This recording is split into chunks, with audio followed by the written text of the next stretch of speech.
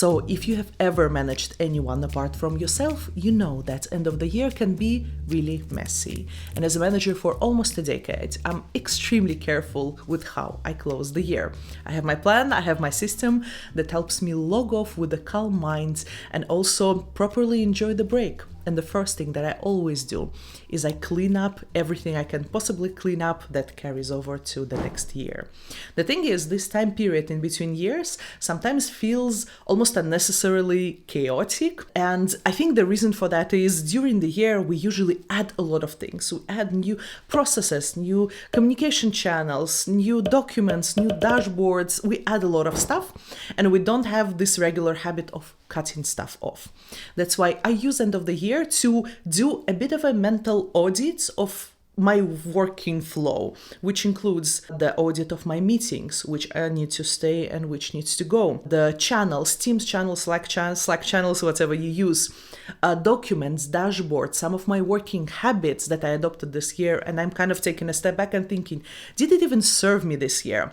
There's usually a certain, you can say, framework that I use for all of these things. I can either keep it. The first bucket is for the processes and kind of things that I want to keep. I know that it works. I know that it serves me well. Again, it can be meetings, messages, dashboards, habits, whatever comes to your mind, whatever forms your working routine. And for example, this year I adopted a habit of booking a half an hour slot in my day for the email, to do the email check. I try not to look at my emails outside of this half an hour slots, because if there's something urgent, people will message me if it's actually urgent. This is a good habit that I think worked well this year, so I will try to keep it towards the next year.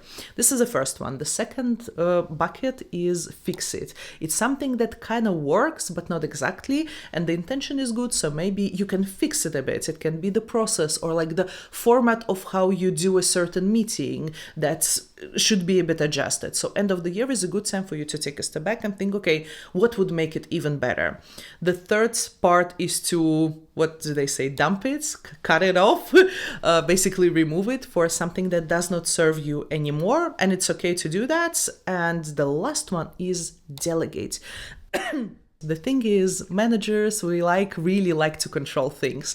That's why we sometimes, even without realizing it, tend to get a hold on a lot of processes that may not actually require it, and we can be bottlenecks. So end of the year is also a time where I reflect myself, and I really encourage for you to do that too, to think what are the processes and aspects of your work that you can actually delegate to someone that should not depend on you anymore, where you are a bottleneck and where you can avoid it in the future. So in reality, I'm almost waiting for the end of the year, because this cleanup, it brings me almost an aesthetic joy, like when you see a clean calendar. And I don't know, I derive so much happiness from like taking a step back and assessing the situation and seeing, okay, what works, what doesn't. This tickles something in my mind that really craves structure and a bit of a control over what you do.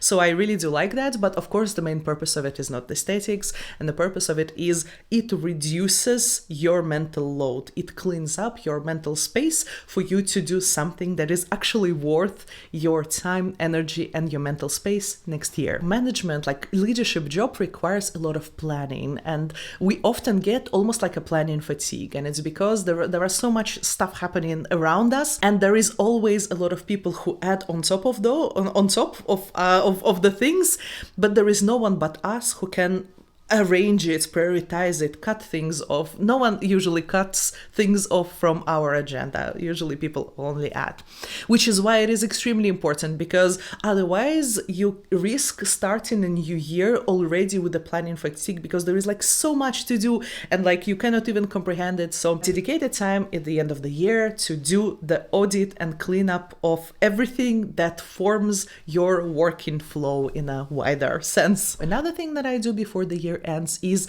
I kind of run my own and review evaluation before my manager does. So when it comes to the performance, and most of us corporate people, we finish the year with some type of performance review. I usually don't wait for my manager's feedback, which I know will arrive later, but I craft my own story about my year even before that. So I look at everything that I've done this year from three perspectives. The first one is results. It is basically things that I have delivered. It is the facts. Usually I'm also having the objectives, the goals for the year. So what I do is I look at my goals, I look at the facts of the results, and I see what have I achieved and how does it all plays out. This is actually the simple part of it. It's not simple to do, but it is a pretty self-explanatory part of the end of the year performance. But that's not it. The second part is learning. What I usually do is I think and reflect about what are the things that I started doing differently. Where did I learn? What skills did I improve? And here many people would tell me, but your manager doesn't need that. Managers only need to know what is the results, what did you achieve, and the rest is an unnecessary detail for them. And here's where I deeply, deeply disagree. If you are a manager of someone, which I presume if you're watching this video you are, you know the value of people, employees who can reflect, who can learn, and who can do this continuous improvement process. I do not consider bringing my learning journey into performance conversation like an unnecessary thing. And I think that it can be helpful for multiple reasons, including my manager can actually give me the feedback. And I think this is a part of a healthy performance review conversation. So this was the second lens.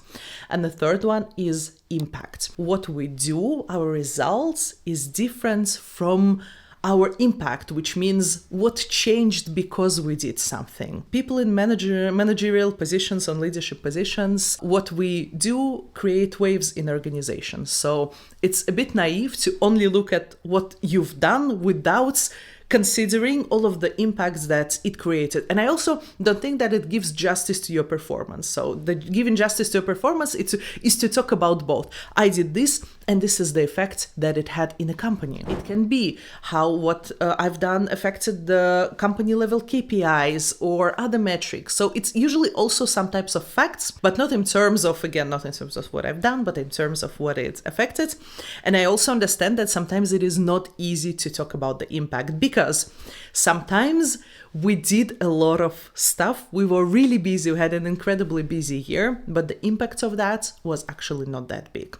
And the other way around, the busy calendar does not necessarily mean that you are creating a lot of meaningful things. We can keep ourselves busy we can come up with any ways to keep ourselves busy. That's not the point. So I do acknowledge that talking about impact is not always easy, but at least I want to encourage you to start thinking into this direction, because again, otherwise you will fall into the trap of, I did so many things, I'm not sure if something globally changed because of that, but at least I was busy. It's obvious why it is helpful to do the self-assessment. It's because you create your own story and it gives a better justice to your performance. But I also noticed that when I do my self-assessment, it actually increases my engagement. I feel better after it because I think it's because it creates agency in a way. So I'm taking control over my story, my growth, my career, and it makes me genuinely feel better about my work. And of course, I'm trying to do it before the year ends. First of all, because in the performance cycle, usually you're assessed before the year ends, but also in January after the break, all of these thoughts and reflections are getting much more blurry. So I usually try to do it before. And also in general, keep in mind that if you do not create your own story, someone else creates it for you. So that's why I use the end of the year for that. The next thing that I do is I reflect on my own leadership growth. And here I want to share with you the concept that I'm sure many of you will recognize. I'm kind of not quite sure in which words to put it, but we work often with people who have a lot of experience, right? And sometimes you have two people who both of them have decades of experience, but how to put this? Their years of experience are the same, but the level of mastery that they have is really different. Why is it happening? It's because I think that experience by itself does not give you the learnings. People can do the same mistake again and again, absolutely sure that this is the way to go, convinced that that's the only way. I think that's the trick, is into turning experience into the actual learnings. I don't know, like I hate this word insights, but like when you actually derive a learning from it, and the key to it is reflection. So just going through a year of stuff is not enough. You should reflect on it for you to actually learn something from it. Otherwise, it will be just 1 year that passes and you just survived it on autopilot, and you don't actually derive the learnings from it for yourself. I really don't like to be falling for these traps, which I did many times in the past. So what I do is I ask myself all kinds of questions. For example, what felt hard for me in February that feels kind of much easier in November? Maybe this is where I had some sort of personal growth, or maybe where did my team started to trust me more, or what were the situations this year that were painful and uncomfortable and I hated it, but eventually I went through it, and maybe this is also where I could have learned something. And I do this not to pat myself on the back, which is also an important thing to do, don't get me wrong, but it's not, my focus is not on the achievement, my focus on the evolution that I went through. Where did I grow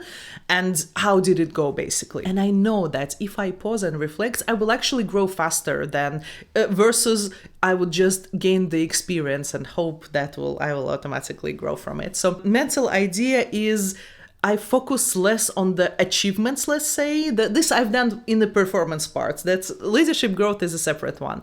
You focus less on the achievements because achievements by themselves will not help you improve your mastery and like your leadership skills. Focus on what types of mindset shifts I had in my head and in my the leadership approaches throughout the year. So the next thing that I do is I celebrate wins, and when I do that, I focus on people and not the metrics and KPIs, which of course metrics are important, but to be honest, I have so many thoughts and so many things I can tell you about celebrating wins. Let me start with this one. I think that's the majority of managers that I observed in my life, they were under celebrating than over celebrating, because we kind of often in this mode of go. Okay, great, we passed, now there is this next shiny thing that we need to go and achieve. And I think that we have to fight this urge, to be honest. We had to pause properly, and end of the year is a good event that kind of creates a space that is very suitable for the celebration and recognition. By the way, recognition and celebration are different things. Recognition is personal, celebration is collective. Both of them matter, and I think managers are kind of sometimes prone to neglect both. With recognition, we can over-focus on what should be improved because we always see what you could have improved, right? And we kind of over-focusing on that without giving justice on what's already good. And also just the celebration is like, I've seen whole companies who did not have a culture of celebrating what they've achieved at all. And I mean, you can argue that it's okay, but it's just like a really sad way of working. It's like a really sad way of doing things, right? And there are so many ways to screw this up. Oh my gosh, I cannot even start counting.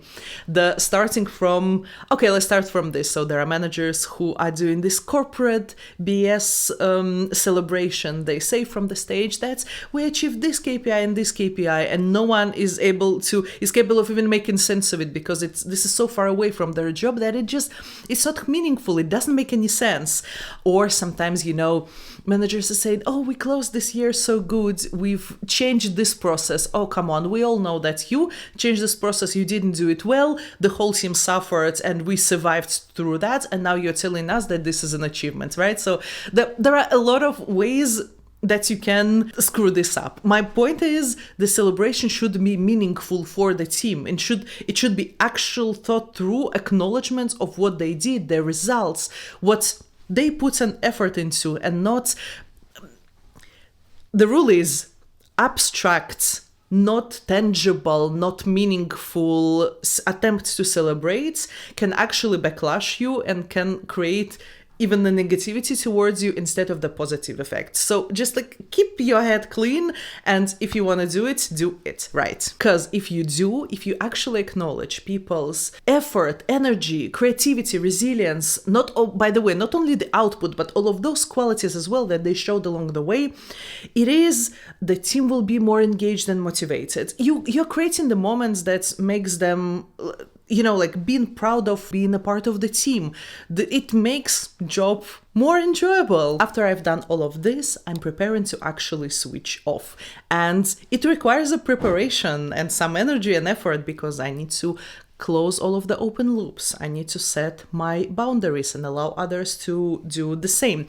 But before that, first and foremost, if managers who properly rest on holidays, who properly disconnect on holidays, return and they show a higher productivity. We know that Harvard Business did the research about that. It's just the way it is. I've met so many managers who try to convince me otherwise, who would tell me, no, I need to work a little bit during the holiday, because if I just completely disconnect, it is so hard for me to go back to work. It's like I completely forget all of what I should do. So it's just better for me to either take a super small holiday or just like work a little bit in parallel. Otherwise, I'm getting too disconnected. I do not believe in that. I do not believe that this is a sustainable way of working, and I don't believe in depriving yourself from the time of a good quality rest, and which requires a proper disconnection from your work. It's actually bad on multiple levels, but first of all, I don't think that it's actually working. Like, I had arguments with people about it. I cannot convince them, they cannot convince me, but if you are that super rare unicorn that can work for decades and decades, overdrive, like the never having like 2-week long holiday in their lives, if you are that unicorn, I leave you be. But please remember that it also sets a tone for other people. People in your team look at how you work, and they adapt it because you influence them with your behaviors much more than anyone else. So it creates a working culture that's kind of quietly expects from everyone to do the same, because you're a manager and they look up to you. So I think that this is wrong also because of that, because you're creating, like, if you are this one unique person who are capable of doing that, people around you are not. So like, people are different, right? Just accept rest as a part of leadership modeling, because how you rest creates habits in your organization, which either contributes to well-being of people who work for you or works against that. Just the way it is. So before I completely close off and switch off, I close the operational loops. I finish what can possibly be done. I delegate what needs to be delegated. I communicate to everyone what are my days off. If there is something that I still want to send, I sometimes, and this is not like super urgent, and sometimes do a delayed send for people to receive this email already after holidays, because there is no harm in doing that. And I also block my first day after the holidays, not with meetings, but with getting up to speed. So I'm trying to keep my first day after the long period of absence a bit more relaxed, for me to properly get up to speed and not just dive into the madness of the firefighting that will, of course, get me the day after, but at least I will be a little bit more prepared for that. And the mental line is, I cannot start next year fresh. I cannot take the most that I want from my next year if I do not allow myself a proper permission to rest, if I don't allow myself to stop. And all of the things that I've shared with you, they are actually a part of leadership hygiene. They say that you have to put a mask on yourself first when you fly. They say, put mask on yourself first before putting on your child. And this is exactly how it works. You cannot be a great leader if you operate on an empty tank. That's just the way it is. And leadership hygiene is one of the topics that I cover in Manager's Map. I recently launched the product. This is like a 3-hour-long webinar, super comprehensive, that covers all managerial responsibilities from A to Z. This is like a shortcut to a role. It is for fresh managers and for experienced managers. I'm so proud of how it turned out. Go to a link in the description. See if it's any interesting for you, if it will help you in any way on your leadership journey. This is the most that I can possibly hope for. And with that, thank you so much for watching this video, and I will see you in my next one.